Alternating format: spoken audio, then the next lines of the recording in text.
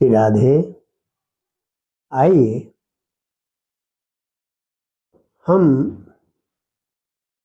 सूर्य वंश में इक्ष्वाकु वंश की चर्चा कर रहे थे। इक्ष्वाकु के 3 पुत्र थे, विकुक्षी, निमि और दंडक। तो 6ठे अध्याय से 12वें अध्याय तक हमें इक्ष्वाकु के पुत्र विकुक्षी के वंश की चर्चा की। अब यहाँ जो दूसरे पुत्र है इक्ष्वाकु के, निमि के वंश के बारे में हम चर्चा करेंगे। निमि के वंश में ही महाराज जनक और भगवती सीता का जन्म हुआ था, और इधर विकुक्षी के वंश में भगवान श्री रामचंद्र का जन्म हुआ था। दंडक के बारे में चर्चा नहीं है। दंडक शायद सन्यासी हो गए थे या उनके वंश की यहाँ पर चर्चा नहीं है। श्री शुक उवाच निमिरिक्ष्वाकुतनयो वसिष्ठममृतर्त्विजम् आरभ्य सत्रम सोप्याह सक्रेण प्रावृतास्मि भो। एक बड़ी विचित्र कहानी है। इक्ष्वाकु के पुत्र निमि ने अपने कुलगुरु वशिष्ठ से कहा कि प्रभु मैं एक यज्ञ करना चाहता हूं, आप आचार्य बन के मेरे यज्ञ को संपन्न कीजिए। और बिल्कुल तैयारी करने के बाद कहा, पहले परमिशन नहीं दी तो कहा कि मुझे तो पहले इंद्र ने वर्ण किया हुआ, इंद्र का यज्ञ संपन्न करने के बाद आकर मैं तुम्हारा यज्ञ कराऊंगा। ऐसा कहा किसने? कुलगुरु वशिष्ठ ने। और वो चले गए। जब वो चले, क्योंकि प्राग्वितोष में मैं तो पहले ही मेरा वर्ण हो चुका है, देवराज इंद्र ने मेरा वर्ण किया है, तो अब मैं तुम्हारे यज्ञ में फिलहाल नहीं कर सकता, तो उससे पूरा करके आऊंगा, फिर तुम्हारा यज्ञ करूंगा। वशिष्ठ चले गए। निमि ने सोचा ये जीवन तो चंचल है, कब आंख मुद जाए, कब प्राण निकल जाए, कोई भरोसा नहीं। इसलिए दूसरे ब्राह्मणों को बुलाकर यज्ञ प्रारंभ कर दिया।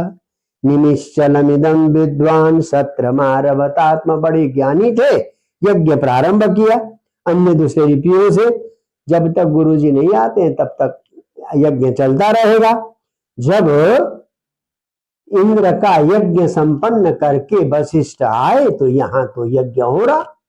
वशिष्ठ ऋषि को क्रोध आ गया। मैं कहे नालायक है, शिष्य व्यतिक्रमम कृत्य निर्वर्त्य गुरुरागत असपत पथता देहो। अच्छा, मेरी आज्ञा का उल्लंघन करके प्रतीक्षा करने की बजाय यज्ञ प्रारंभ किया, तेरा शरीर गिर जाए, यही मर जाओ।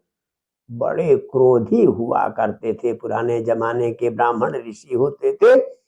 तब देह पतता, तुम्हारा शरीर गिर जाए, ऐसा जो है। बुद्धिया बोले कि पंडित मानी ना, अपने आप को बड़ा पंडित समझता है, बड़ा ज्ञानी समझता है। निमि ने भी सोचा कि मेरा तो कोई दोष नहीं है, फिर भी आपने मुझे शाप दिया है, आपका भी शरीर गिर जाए। निमि ने गुरु को शाप दिया, गुरु ने राजा निमि को शाप दिया, दोनों का शरीर गिर गया। गजब की बात है। नहीं, राजा भी इतने शक्तिशाली थे, उनके द्वारा दिया हुआ शाप भी स्वीकार करना पड़ता था। तो इस प्रकार से गुरु ने शिष्य को और शिष्य ने गुरु को शाप दिया। तो अंत में मित्रा वरुणयो यज्ञ। तो मित्रा वरुण के यज्ञ में बड़ी विचित्र कहानी बाद में आपको आएगी। मित्रा वरुण का यज्ञ चल रहा था, तो वहां पर उर्वशी आई। उर्वशी को देखकर मित्रा वरुण के, मित्र और वरुण ये दोनों देवता हैं, दोनों का वीर्यपात हुआ। तो उस वीर्य को घड़े में रखकर संचित किया। तो एक कुंभ योनि अगस्त हुई और एक वशिष्ठ होगा। इन दोनों को कुंभ योनि कहा जाता है। ये पहले तो ये वशिष्ठ साक्षात ब्रह्मा के 9 पुत्रों में से है, परंतु दोबारा निमि के शाप के कारण जब दोबारा जन्म लेना पड़ा तो दूसरे जन्म में वो कुंभ योनि है। यानी मित्रा वरुण का जो वीर्यपात हुआ था, उस वीर्य को घड़े में रखा गया, एक से वशिष्ठ और एक से अगस्त्य हुए हैं, दोनों को कुंभ योनि कहा जाता है। तो इस प्रकार से वशिष्ठ उत्पन्न हो गए। और इधर राजा निमि भी मर गए। तो निमि के देह को सारे ब्राह्मणों ने एक ऐसा द्रव में रखा ताकि शरीर सड़े नहीं। कुछ ऐसा तेल होता था पहले, उस तेल में डुबोकर सबको रखा जाता था तो सब सड़ता नहीं था। और जब यज्ञ समाप्त हुआ, क्योंकि यज्ञांत में सारे देवता आए हुए थे, और समाप्ते सत्र यागे तु देवानुचु समागतान, देवताओं से पूछा उन्होंने कि हमारे राजा जीवित हो जाए। देवताओं ने पूछा कि भाई ब्राह्मणों बताओ क्या दूं। देवताओं से कहा कि हमारे यजमान राजा जो मरे हुए वशिष्ठ के हिसाब से वो जीवित हो जाएं। देवताओं ने तथास्तु, ठीक है जीवित हो जाएंगे ऐसा कहा, परंतु निमि ने कहा कि नहीं, अब मैं दोबारा जीवन ग्रहण करना नहीं चाहता हूँ। निमि पामा भूमि देह बंधनम, ये तो देह का बंधन है, देह में बंध जाते हैं हम, सुख दुख हानि लाभ दुनिया भर का सहना पड़ता है जब देह के बंधन में रहते। तो इसलिए सारे बड़े ज्ञानी तो देह योग नहीं चाहते हैं, तो देह योग वो बिल्कुल भी नहीं चाहते। तो इसलिए मैं भी देह बंधन में नहीं रहना चाहता हूँ। देहम्यावर रूप से हम दुख शोक भयाभम, इस देह में तो सुख दुख भय आदि दुनिया भर का मिल जाता है। तो इसलिए क्योंकि जैसे पानी में छोटी मछली को बड़ी मछली से डर है, इस संसार में भी दुष्ट से सज्जन को डर है, तो सब जगह डर ही डर है, मैं नहीं रहना चाहता हूं। तब देवताओं ने कहा चलो ठीक है, फिर आप सबके निमिष में रहो। निमिष समझते हैं पलक, यानी हमारी जो पलकें झपकती है मनुष्य की, तो वो निमिष में रहने के कारण उनका नाम निमि पड़ा है। तो इस प्रकार से वो निमि में रह गए। और अब तब भाई कोई राजा नहीं, निमि ने तो शरीर ग्रहण करना स्वीकार नहीं किया, तो ऋषियों ने उनके देह का मंत्रों से मंथन किया। तो मंथन करने से देहम मंथुस्मनिधे निमे कुमार समझायत, जब निमि के मृत देह का मंथन किया तो उससे एक कुमार उत्पन्न हो गए। उन्हीं कुमार का नाम है जनक। देखिए जनक के 2-3 नाम है, यानी शरीर से जन्म होने के कारण, पिता के शरीर से जन्म होने के कारण उनका नाम जनक हुआ।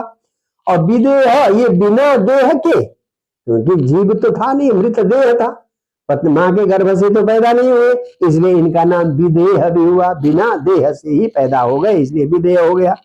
और मथना जाता, शरीर के मंथन से पैदा हुए हैं, पति पत्नी के संबंध से न होकर शरीर के मंथन से पैदा हो गए, इसलिए मिथिला भी कहा जाता है।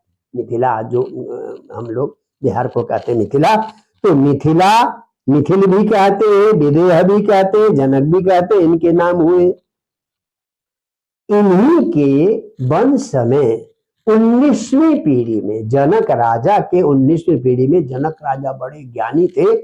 भागवत के जो सुखदेव हैं, सुखदेव को कर्मयोग का ज्ञान करने के लिए भगवान वेद व्यास ने जनक के पास भेजा था, ऐसी कथा देवी भागवत में आती है। तो ऐसे बड़े ज्ञानी थे जनक।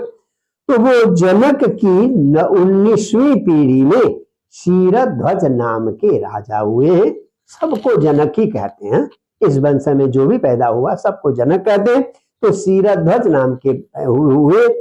उन्होंने यज्ञ के लिए हल जोत रहे थे, सोने के हल से यज्ञ के लिए जमीन की जुताई कर रहे थे। तो एक घड़े से सीता उत्पन्न हो गई है, तो इसलिए उनका नाम क्षीरध्वज, क्षीरा कहते हैं हल की जो फाल होती है, तो फाल में से सीता उत्पन्न हो गई है, इसलिए वो क्षीरध्वज हो गए।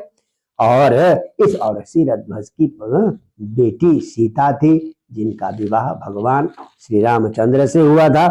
तो इसी क्षीरध्वज के वंश में अंत में कृति नाम के बहुत बड़े राजा हुए हैं।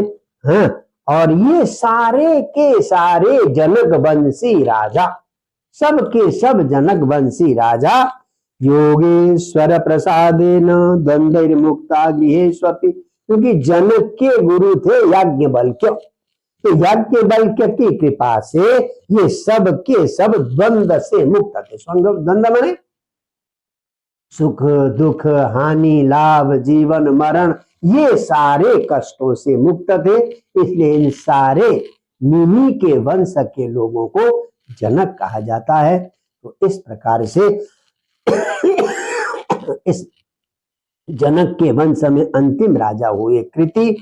और इस प्रकार ये 13वें अध्याय में सूर्यवंश की समाप्त, सूर्यवंश का यहाँ तक वर्णन हुआ। अब 14वें अध्याय से 24 अध्याय तक चंद्रवंश की चर्चा होगी, जिसमें भगवान श्री कृष्ण चंद्र का प्रादुर्भाव है।